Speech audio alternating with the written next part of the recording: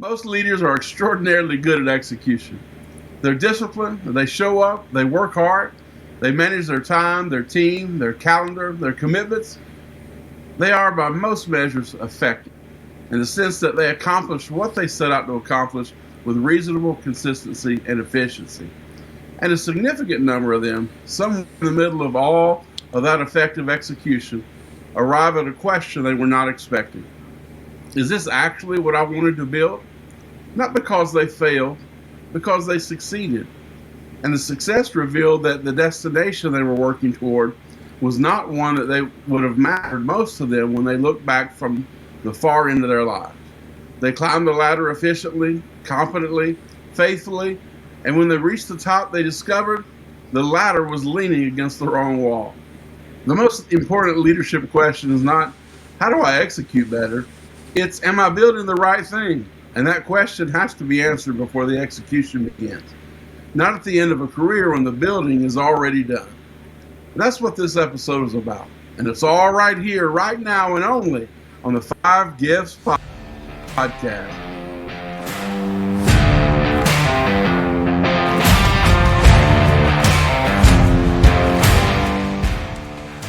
You're listening to the Five Gifts Podcast, a weekly show designed to equip leaders in the Spirit-filled church. I'm Bruce Ritter, and along with my co-host Charles Russell, we offer insights for leading the local church in the fullest expression of Jesus. If you're interested in learning more about practical theology, the gifts of the Spirit, and spiritual disciplines, this is the show for you. Welcome to the Five Gifts Podcast. Welcome back to the Five Gifts Podcast. I'm Bruce Ritter alongside Charles Russell, and this is episode 25 of season 3. I want to greet you today. We're a little late this week on our podcast. Normally we record on Monday morning, but we had a few things happen yesterday that caused us to have to delay till today. We're really glad to be with you, and again, we believe we have a wonderful episode today on the Five Gifts Podcast. Charles, what's happening? Well, I'm trying to get my brain to function this morning. It's just not wanting to cooperate. So it's a typical day for me. Doing good, and had a good weekend, and all the things that go with that.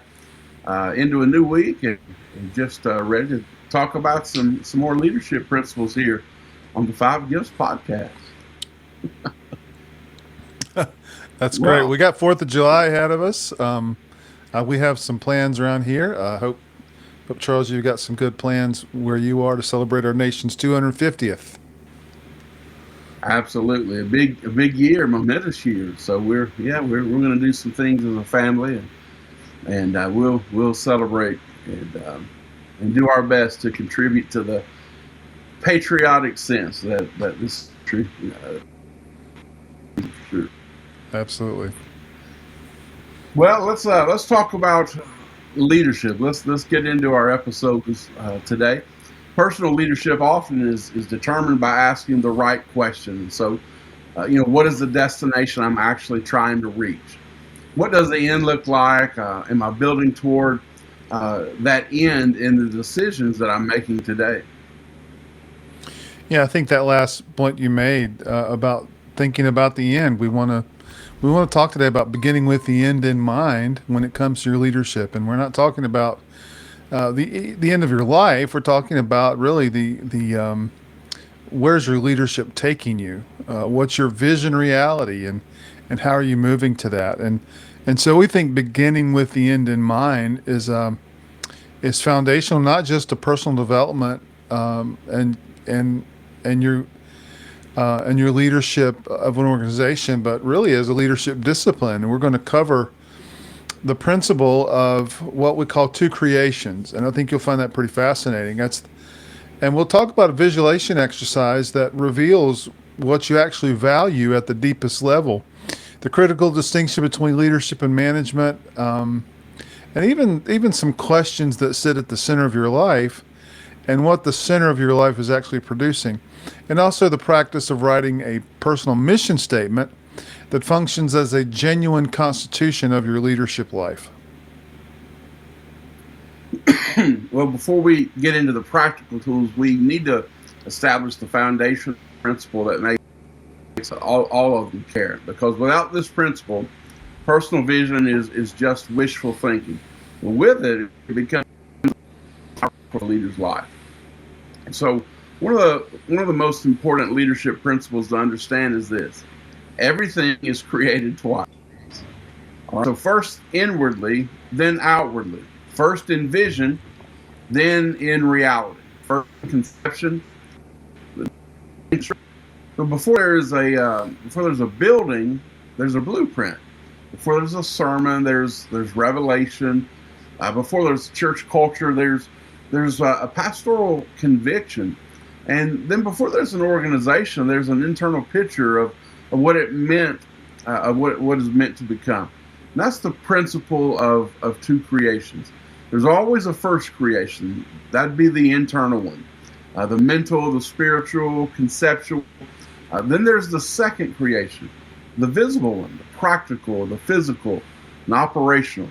The first creation is the design. The second creation is the manifestation. And those two are never equal in weight. The first always. If the blueprint's flawed, then we understand that the building will carry that flaw. Doesn't matter how gifted the builder is, how efficient the systems are. Doesn't matter how fast the work gets done. If the design is wrong, the visible outcome will eventually reveal that. And that's true in ministry as well. A church doesn't accidentally become what it becomes. It's shaped by what the leaders first saw. So if the vision is centered on discipleship, then the systems are going to reflect formation. If the vision is on performance, the systems will reflect production. If the vision is centered on personality, the culture will revolve around the leader. Everything starts in the first creation. And this is deeply biblical. Hebrews tells us that what is seen was made from what is unseen. And that's not just creation theology, that's leadership theology. The invisible always precedes the visible. God conceived before he spoke. Jesus declared the end from the beginning. And every leader is doing the same thing, whether they realize that or not. Apostolic leaders are building from a vision. Prophetic leaders are guarding a picture of covenant faithfulness. Pastoral leaders are shaping the internal health of people. Teachers are building understanding before behavior. And evangelists are carrying a vision of redeemed humanity. So the five gifts are all participating in first creation. That's why clear internal vision matters. What you see inwardly will eventually shape what you build outwardly. And here's where most leaders get into trouble. They inherit their first creation. They inherit definitions of success from culture, from family, from church history, programs, other systems, from denominational expectations, even from social media. And without ever stopping to examine it, they start building, executing faithfully, working hard, growing fast, but toward a destination they never consciously chose. And that's dangerous because inherited vision can become unconscious bondage. And many leaders wake up years later realizing I built something, but I'm not sure this is what God assigned me to build. And that's why beginning with the end in mind, it truly matters. It forces you to stop before momentum carries you too far, to examine the blueprint, to ask hard questions, clarify the assignment, and then to build intentionally, because if you don't define success biblically, culture will define it for you. Charles, I think you talk about something that's critical. I think it's something that it comes on the leaders, I think, before often we realize it, that they're pressures of the current organization that maybe you inherited, that you walked into. You were elected as a pastor, perhaps, to begin to lead, and you're coming up against a lot of history and a lot of expectations, even in your portfolio as a leader. And a lot of times that can be pretty challenging. And that, there's a real science, or really maybe it's more of an art to honor history while pursuing what's fresh and new and clearly, your assignment as a leader, that as you sense what God has sent you there to do. I think one of the most powerful ways to examine that first creation that you mentioned is to begin by uncovering what you truly value and what you're actually building toward, and also what you want your leadership to leave behind. And we can use what we call the successor exercise. Sometimes the clearest way to understand what you're building is to ask someone else. Ask what they're going to inherit when you're gone. So let's talk about the successor exercise. And when we talk about this, what we're asking is, how can we identify what actually matters? So here's the exercise. Find a quiet place. Give yourself enough time to actually do this. Give yourself some mental space where you can think. You can begin to engage this thought. And just imagine that, let's say 3 years from now, 4 or 5 years from now, you're stepping away from your current leadership role. Maybe you're transitioning out of a pastorate into a new season of ministry, something different. Maybe you're handing off a business. Maybe you're moving into a new season of life. Maybe God is shifting your assignment. And now imagine the person stepping into your role after you, your successor. I think this is highly relevant, especially in a day where more and more pastors seem to be raising up their successor. The question you want to ask is what do you want them to inherit? Not what do you hope they manage, what do you hope they inherit because you built it well. Sit with that question. Do you want them to inherit a healthy culture or a fractured one? Do you want them to inherit trust or suspicion? Do you want them to inherit clear vision or organizational confusion?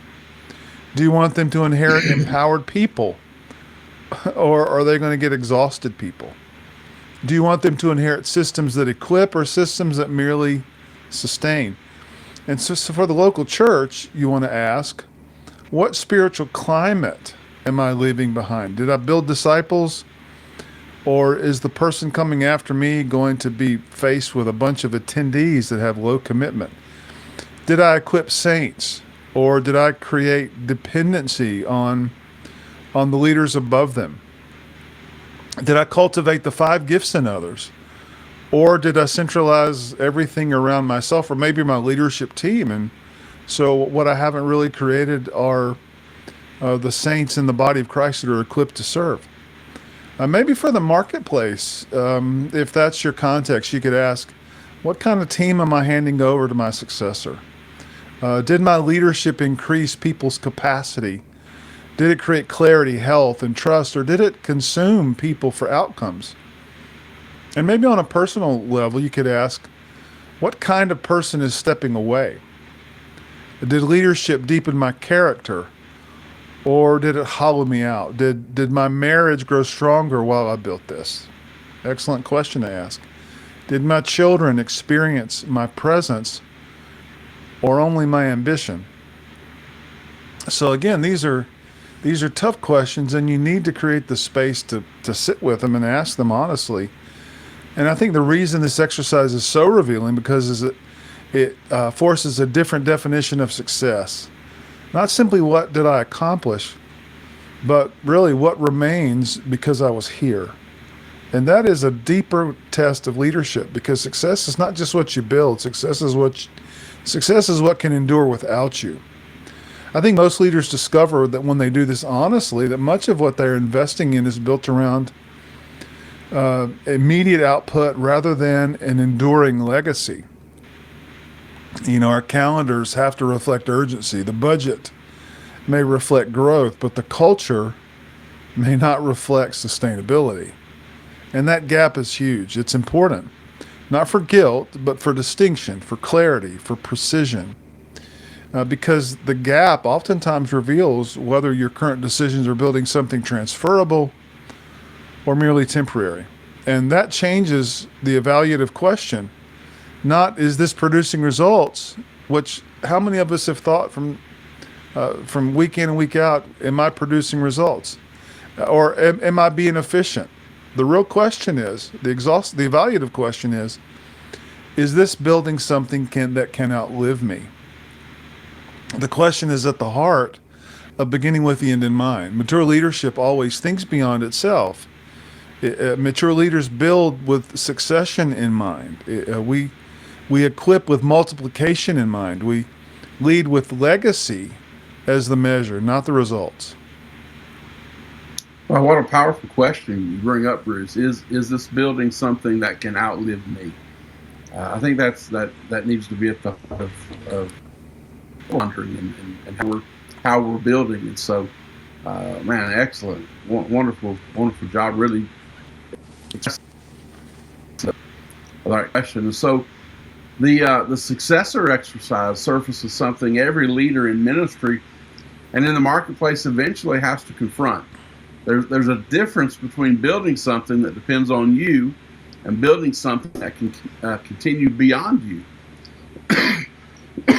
That takes us into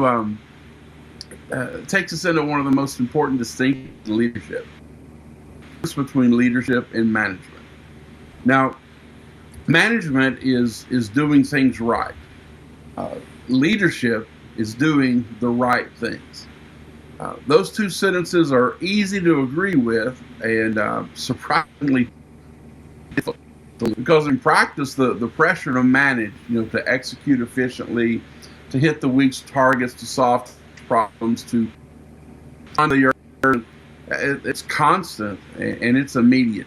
The work of leadership, things like stepping back to examine whether the direction is right, or questioning whether the goals being pursued are the right goals, asking whether the organization is in the right jungle, is always deferrable. So it's always more present, and the deferral accumulates until a leader who was once genuinely visionary has become primarily a manager of a system they've stopped questioning.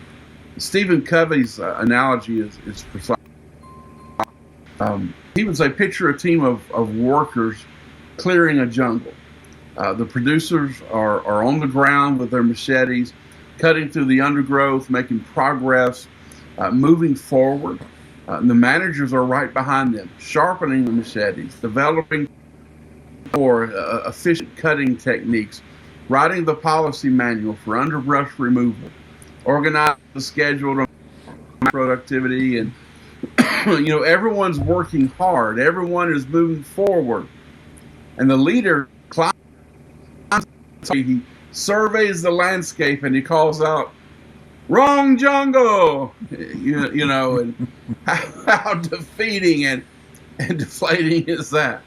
Look at the producers aren't failing, the manager's not failing, everybody's doing their job, but the first creation, the destination, the direction, the answer to the question of what jungle are we supposed to be, never established with sufficient clarity, or it was established and then quietly drifted as the replaced the discipline to lead.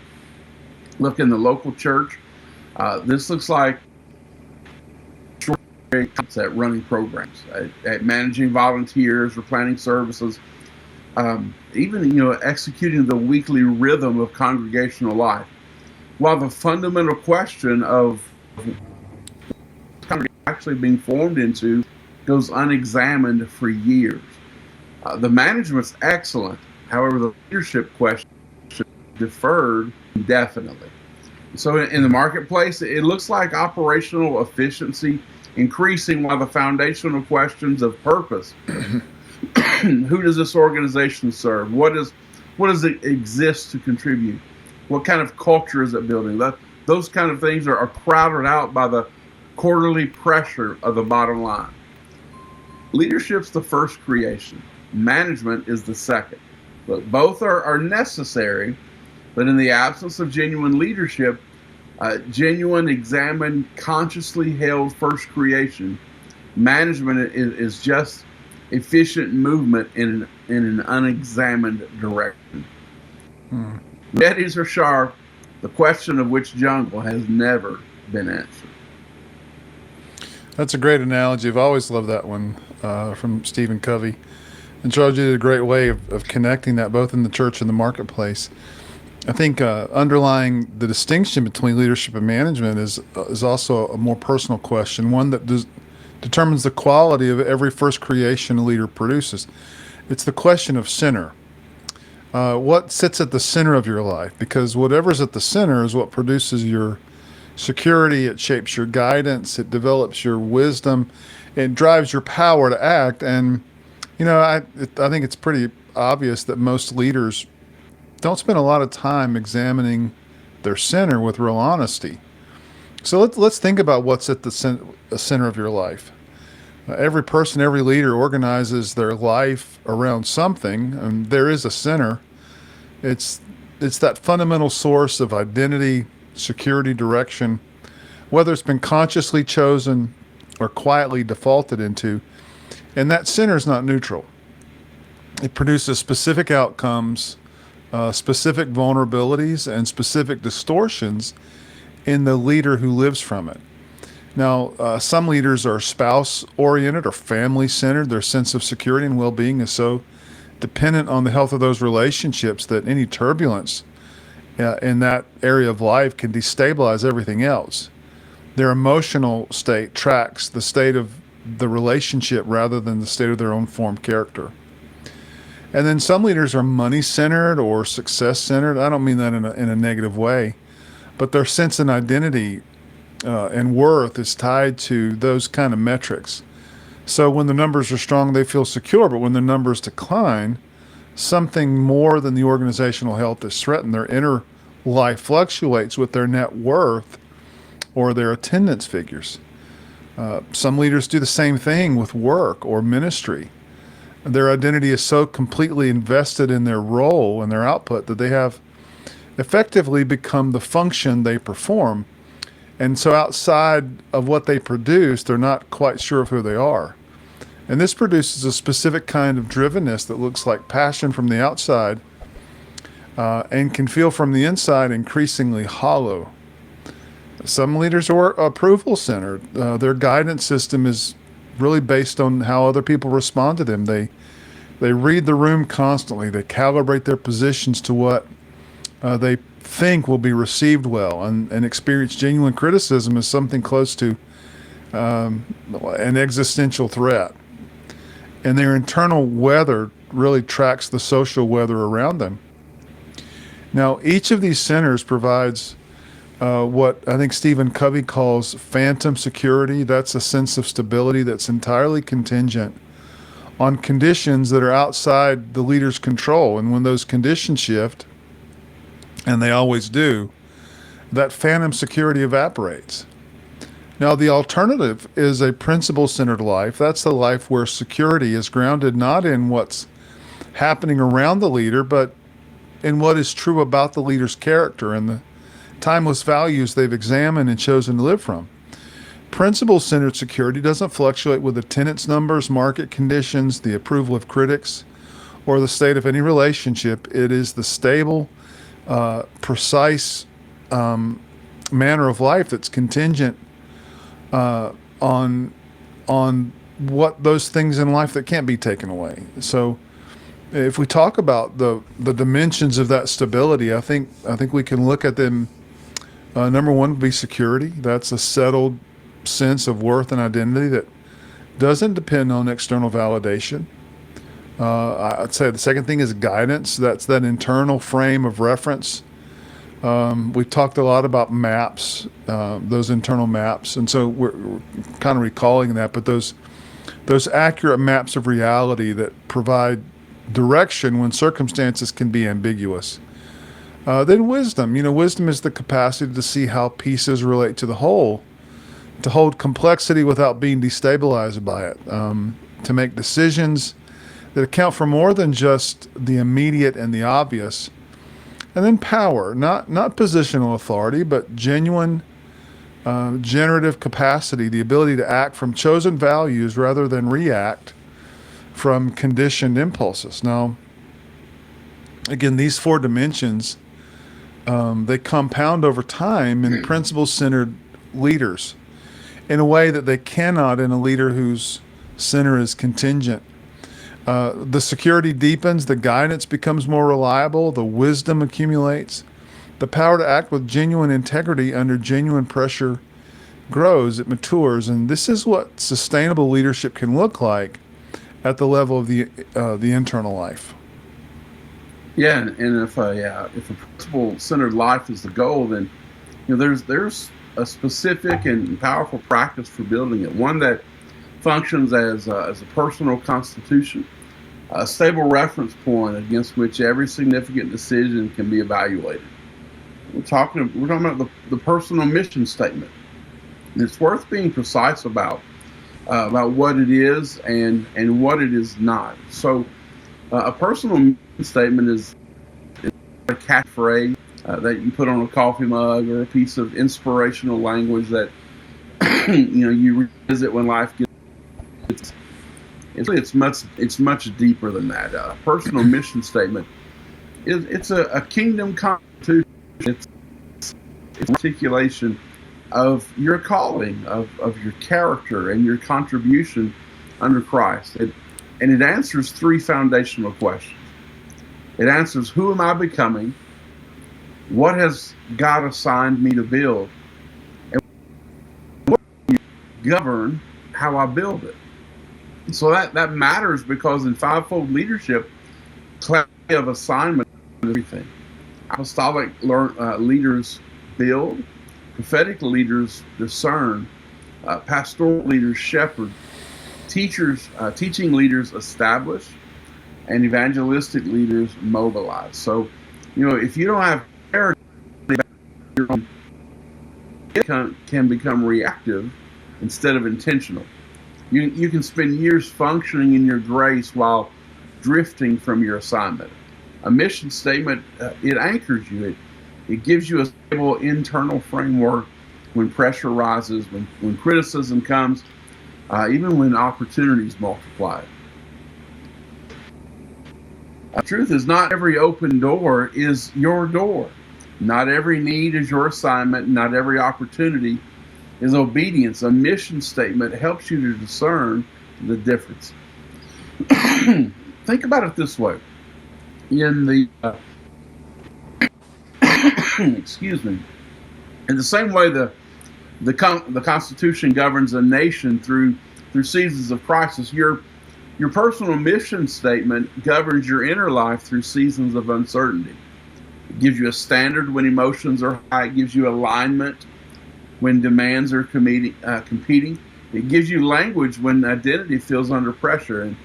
And for fivefold leaders, that our gifting often places us in high demand environments. So when people they pull on apostles for vision, prophets for insight, pastors for care, teachers for instruction, and evangelists for momentum. And without clarity, those demands can really fragment one's soul. And a healthy mission statement has three parts. The first is character. It's not what you want to accomplish, but becoming in Christ. Before Jesus sent the disciples out, he first called them to be with him. Being always received. This is the internal formation piece. Am I becoming faithful, humble, courageous? How about spirit-led? So that'd be the piece of this, our character. Second would be contribution. In other words, what is your kingdom assignment? What are you called to build? What are you called to strengthen, to restore, to equip? For an apostolic leader, that may be pioneering and establishing. Again, for a prophetic leader, it could be protecting spiritual integrity.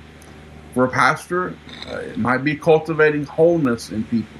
For a teacher, it could be grounding in truth. And it might be awakening the lost and mobilizing passion or mobilizing mission. Contribution, it must be clear. because ambiguity in assignment creates misalignment. So the third piece is convictions. These are the principles and values that govern how you carry. Gifting without conviction becomes dangerous. Power without purity, it corrupts, and influence without humility distorts. Vision without love wounds, and your convictions protect your calling. Writing this requires more than strategic thinking. What it requires is prayerful reflection. It requires listening, requires asking the Spirit, what have you truly called me to become? The success or exercise that we walk through really helps uncover this. What do you want to leave behind? What do you want multiplied after you're gone? That exercise exposes what truly matters. And from there, you begin writing affirmations, not as wishes, but as formation.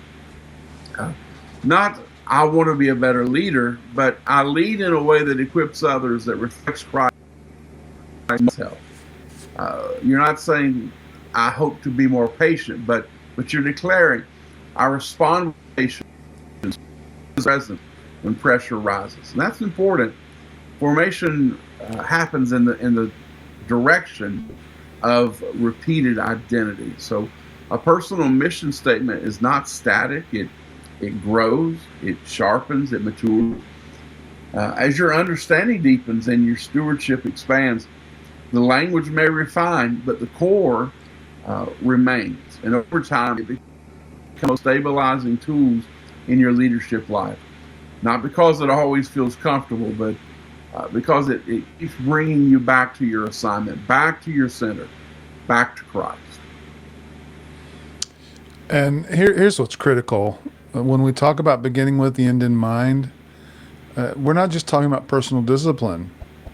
It's also an organizational one.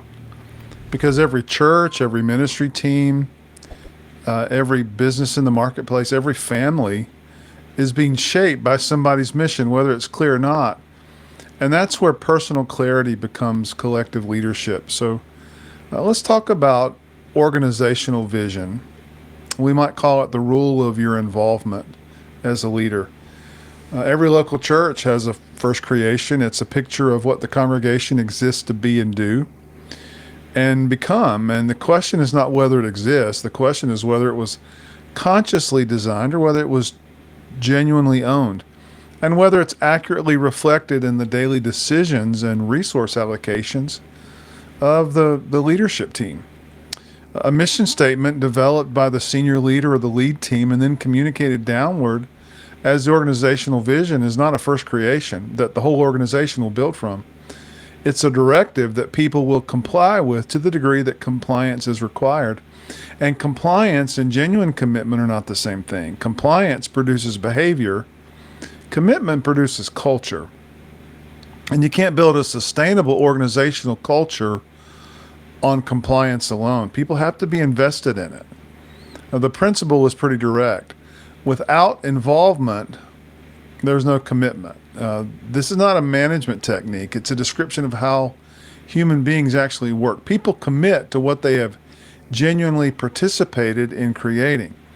And it's not because participation makes them feel good, but because genuine participation produces genuine ownership. Ownership is the operative word here.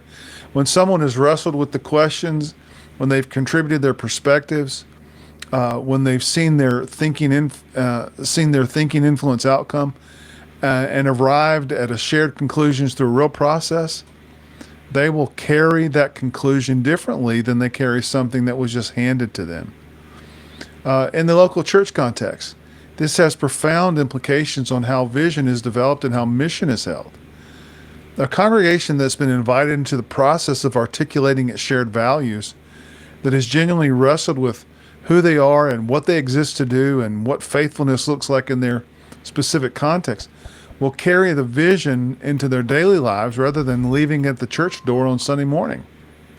A congregation that's been given a vision will be attentive to it as long as the leader is in the room to reinforce it. Now, what about the marketplace? In the marketplace, organizations that produce genuine mission-driven culture are almost universally the ones where the mission was developed with genuine involvement from the people who are expected to live it. Not endless consensus building that produces paralysis, but genuine engagement with the foundational questions, the real voices in the conversation, and a process transparent enough that people can trace their contribution in the outcome. Again, even on the family level, the family is the most intimate version of this principle. Family values imposed by parents produce children who perform compliance in the presence of their parents. Family values developed with genuine participation by every member, even in age-appropriate ways for the younger members of the household, they produce something closer to genuine formation. So a family mission statement that every member has genuinely contributed to is not a document on the refrigerator, it's shared language on the inside. The shared language of making decisions, navigating conflict, and holding one another to something that everyone has chosen to do to get together.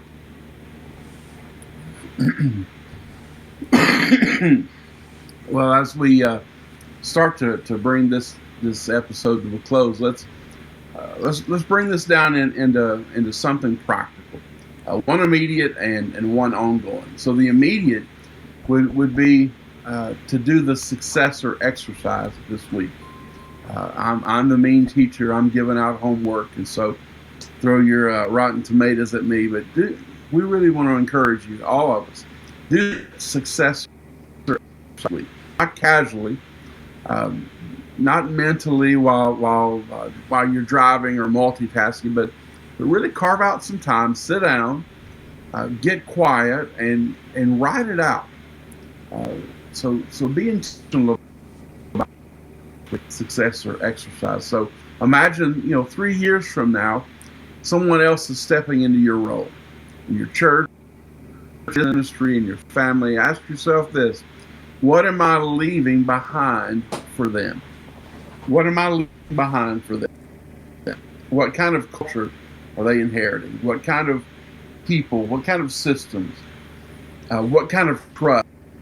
What kind of health? Will they inherit something strengthened by your leadership or something sustained only by your presence? That question is clarifying. And once you answer it, put it next to your calendar, all right? Put it next to your budget. Put it next to your priorities from the last 30 days.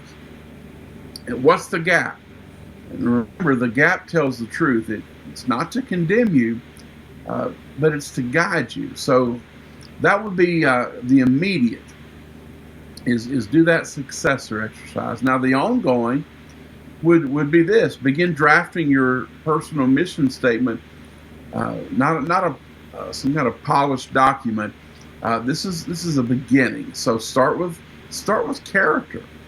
What are you committed to becoming in Christ? As an apostolic leader, or as a pastor, as a teacher, as an evangelist, who are you becoming? What is your kingdom assignment? What has God actually called you to build, and what principles will govern how you carry that assignment? Write it, pray over it, return to it. Let it really shape your internal blueprint. Because what you repeatedly clarify, you eventually. Charles, what a great summative statement on the two creations again. I love that. What you repeatedly clarify is what you will ultimately build. And here's the question worth carrying from this episode. Think about it. Leaders, is your ladder leaning against the right wall? Are you in the right jungle? Not are you climbing, not are you busy, not are you even successful, but are you building the right thing? Because you have sharp systems, you can have those and still be in the wrong jungle. You can have momentum, but still be drifting. You can have growth and still miss your assignments. That's why beginning with the end in mind isn't a one-time exercise. It's a leadership discipline. It's a spiritual discipline. The ongoing act of recalibrating your life around what matters most, around Christ, around your calling, around your legacy, around your stewardship. And if this conversation has helped you today, we'd love to ask you to do 4 things. First of all, like the episode, follow the podcast, share it with another leader, a pastor, entrepreneur, a peer, a team member, and subscribe to it so that you don't miss the next conversation. We're building a community of spiritual leaders who care as much about formation as they do function. And if you want to help clarify your own mission, if you need some help there, if you want to strengthen your leadership culture or build healthier fivefold leaders and systems in your local church, connect with us. We'd love to talk with you. You can reach out to Charles at charlesrusselltraining.com and charlesrussellministries.com. You can reach me at coachingcardia.com. Now, next episode, we're moving into one of the most practical disciplines of leadership, and that's putting the first things first. Knowing your destination matters, but ordering your life to actually get there matters just as much. Remember, Christ gives us the gifts, but it's our character that sustains them and vision that directs them. And we'll see you next time right here on the 5 Gifts Podcast.